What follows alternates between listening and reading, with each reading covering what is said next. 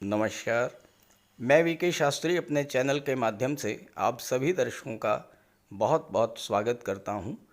देवताओं के गुरु देवगुरु बृहस्पति ज्ञान, धन, संतान, विवाह और भाग्य के कारक देवगुरु 4 सितंबर 2023 को मेष राशि में वक्री हो रहे हैं और 31 दिसंबर 2023 तक मेष राशि में ही वक्री रहेंगे।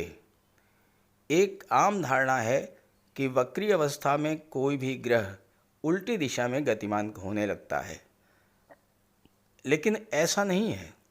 वक्री होने पर ग्रह की चाल सामान्य अवस्था से कम हो जाती है और पृथ्वी से देखने पर ऐसा लगता है कि ग्रह उल्टी दिशा में गतिमान है। वक्री अवस्था में किसी भी ग्रह की स्पीड तो धीमी हो ही जाती है, लेकिन चेष्टा बल 3 गुना तक बढ़ जाता है और ऐसे में ग्रह की फल प्रदान करने की क्षमता 3 गुना बढ़ जाती है। और इसके अलावा वक्री अवस्था में कोई भी ग्रह एक भाव पीछे का भी फल प्रदान करता है। तो इस तरह से इन 4 महीनों में देवगुरु का चेष्टा बल, फल प्रदान करने की क्षमता 3 गुना तक बढ़ेगी और एक भाव पीछे का भी फल प्रदान करेंगे।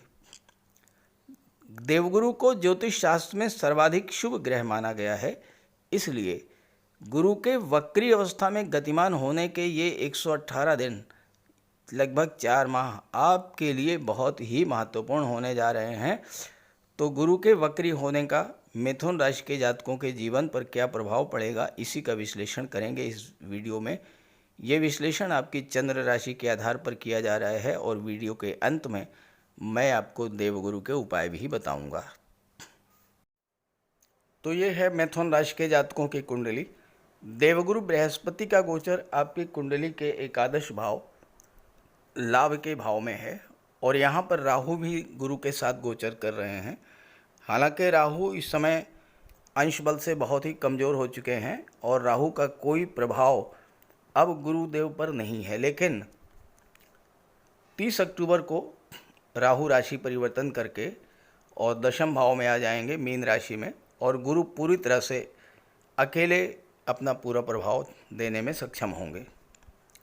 22 अप्रैल 2023 का वो दिन था जब देवगुरु ने राशि परिवर्तन किया था और राशि परिवर्तन करके मेष राशि में आए थे 11वें भाव में। यहाँ पर राहु पहले से ही गोचर कर रहे थे और देवगुरु के यहाँ आते ही गुरु चांडाल योग बन गया। देवगुरु को ज्योतिष शास्त्र में सर्वाधिक शुभ ग्रह माना गया है, लेकिन गुरु चांडाल योग बनते ही आपने पिछले 4.5 माह में जो कष्ट, जो पीड़ा सहन की है, वो आप बेहतर समझ सकते हैं। गुरु चांडाल योग का प्रभाव इतना खराब होता है, इसकी शायद आपने भी कल्पना नहीं की होगी। गुरु चांडाल योग 7.5 और ढैया से भी खराब फल देने वाला होता है, लेकिन शायद आपको इसका आभास नहीं था, क्योंकि ये गुरु चांडाल योग 8 वर्षों के बाद आपकी कुंडली में बना था और फिर 8 वर्षों के बाद ही ये दोबारा बनेगा। गुरु चांडाल योग ने आपके जीवन में भारी उथल पुथल मचाई होगी और आप किसी बड़ी परेशानी में पड़े होंगे। गुरुदेव का गोचर कुंडली के 11वें भाव में है। 11वें भाव लाभों का होता है और गुरु चांडाल योग ने सबसे ज़्यादा प्रभावित आपको मिलने वाले लाभों पर ही किया होगा। गुरु चांडाल योग बनने का सबसे बड़ा प्रभाव उन चीज़ों पर पड़ा होगा जिसके कारक होते हैं देवगुरु। देवगुरु हैं ज्ञान के कारक, बुद्धि के कारक। राहु ने सबसे पहले आपकी बुद्धि को ही भ्रमित कर दिया होगा। आपकी निर्णय लेने की क्षमता प्रभावित हुई होगी।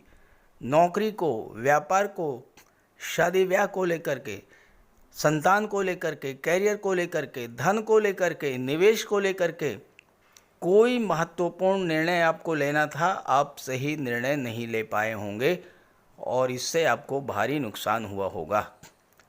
देवगुरु हैं धन के कारक। इस योग के बनने से आपकी आर्थिक स्थिति खराब हुई होगी। धन प्राप्ति के मार्ग अवरुद्ध हुए होंगे और एक एक पैसे के लिए आपको संघर्ष करना पड़ा होगा। फाइनेंशियल क्राइसिस की स्थिति आई होगी आपके सामने। इस दुर्योग के प्रभाव से आपका स्वास्थ्य भी खराब हुआ होगा और अस्पताल के खर्चे भारी मात्रा में बढ़े होंगे। परिवार में अशांति और कलह का वातावरण बना होगा। भूमि भवन प्रॉपर्टी खरीदना चाहते थे, नहीं खरीद पाए होंगे, और अगर आपके पास पहले से ही सब चीज़ें थीं तो आप उसका सुख नहीं ले पाए होंगे। कार्य क्षेत्र में उठापटक, व्यापार में घाटा, आर्थिक संकट, ये सब कुछ आपके साथ हुआ होगा। आपके अपने जिनसे आपको बहुत आशा थी उन्होंने भी आपका साथ छोड़ दिया होगा।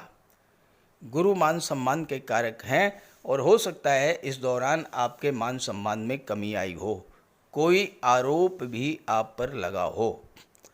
सबसे ज़्यादा समस्या धन को लेकर आई होगी। गुरु भाग्य के कारक हैं, भाग्य ने साथ नहीं दिया होगा। बनते बनते काम बिगड़ गए होंगे। मानसिक चिंता, तनाव और यहाँ तक कि डिप्रेशन की स्थिति भी आई होगी। लव रिलेशंस खराब हुए होंगे। दाम्पत्य जीवन में कटुता बढ़ी होगी और आर्थिक संकट ने आपको पूरी तरह से तोड़ करके रख दिया होगा। ऐसा आपके साथ हुआ होगा, कमेंट कीजिएगा। हालांकि सबके साथ नहीं हुआ होगा, लेकिन जिनकी जन्म कुंडली में गुरु थोड़े भी कमज़ोर हुए होंगे तो उनके साथ तो कुछ न कुछ ज़रूर हुआ होगा। अब गुरु राहु के प्रभाव से मुक्त हो चुके हैं, वक्री होने जा रहे हैं और 3 गुना अधिक फल प्रदान करने की क्षमता होगी गुरु में। तो आइए इसके प्रभाव को समझते हैं। देवगुरु का गोचर आपके कुंडली के 11वें भाव में है और 4 सितंबर से वक्री होने पर देवगुरु दशम भाव का भी फल प्रदान करेंगे। 11वें भाव में गोचर और दशम में का फल। 11वां भाव जो होता है इसे काम त्रिकोण कहा जाता है। काम त्रिकोण का अर्थ ये हुआ कि आपकी इच्छाओं की पूर्ति, आपके सपनों की पूर्ति। कुंडली का 3रा भाव, 7वां भाव और 11वां भाव, ये काम त्रिकोण कहा जाता है। और इनमें जब देवगुरु का गोचर होता है तो वो आपकी हर इच्छा को पूरा करने में सक्षम होते हैं। अब देखिए, यहाँ पर देवगुरु 11वें भाव में लाभ के भाव में बैठे हैं और दशम के स्वामी हैं, सप्तम के स्वामी हैं। दशम भाव क्या होता है? आपका कार्य क्षेत्र होता है, आपका कैरियर होता है। अब आपके कार्य क्षेत्र में अभी तक जो विघ्न बाधाएं थीं, जो रुकावटें आ रही थीं राहु के कारण, वो समाप्त होंगी। देवगुरु वक्री हो रहे हैं। वक्री अवस्था में गुरु का चेष्टा बल बढ़ जाएगा। तो अब आपको अपने कार्य क्षेत्र से लाभ प्राप्त होगा। सप्तम भाव के स्वामी हैं और सप्तम भाव होता है व्यापार का। तो ये समय आपको व्यापार से लाभ प्राप्त करने का होगा। सप्तम भाव आपके दाम्पत्य जीवन का होता है, आपके विवाह का होता है। विवाह की आपकी इच्छा थी, वो पूरी होगी। पंचम भाव लव रिलेशंस का होता है और देवगुरु की दृष्टि पंचम भाव पर पड़ेगी। संतान को लेकर के, संतान के संबंध में आपके मन में कोई पुरानी इच्छा थी, वो इच्छा पूरी होगी इस गोचर काल में।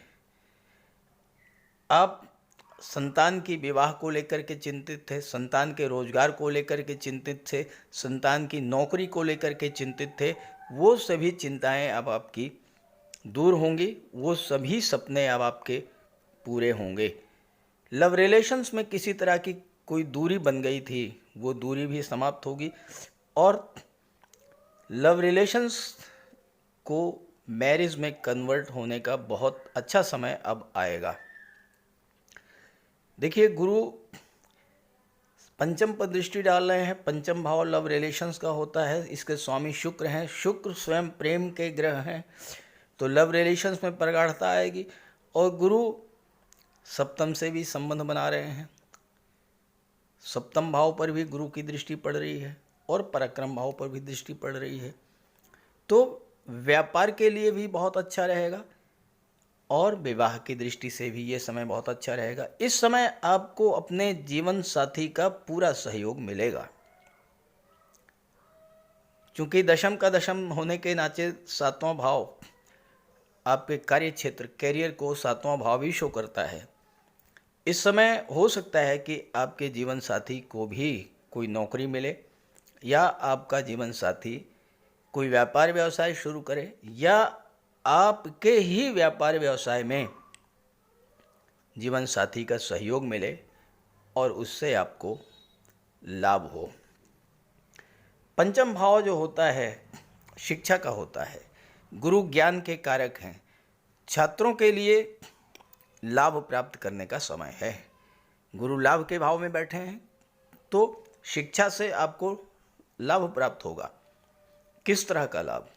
या तो आपको कोई कंपटीशन है, उसको आप क्लियर करके नौकरी मिलेगी, या आप ऑलरेडी जॉब में हैं, कोई विभागीय परीक्षा आपने दे रखी, उसमें आपको सफलता मिलेगी, या अपने ज्ञान का, अपने कौशल का, अपने स्किल का प्रयोग करके आप अपने कार्य व्यापार को बुलंदियों पर ले जाएंगे।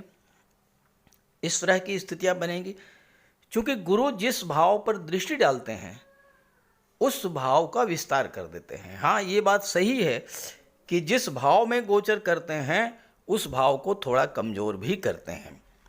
तो यहाँ पर क्या होगा कि आपके जो रिलेशंस हैं वो अपने बड़े भाई बहनों से ख़राब हो सकते हैं। बड़े भाई बहनों का सहयोग आपको ना मिले, ये भी हो सकता है। और ये भी हो सकता है कि पिछले 4.5-5 महीने से आपके जीवन में जो जो परेशानियां आईं उसके कारण आपके जो फ्रेंड सर्किल हैं वो आपसे दूर हो गए हों, आपके मित्र आपसे दूर हो गए हों।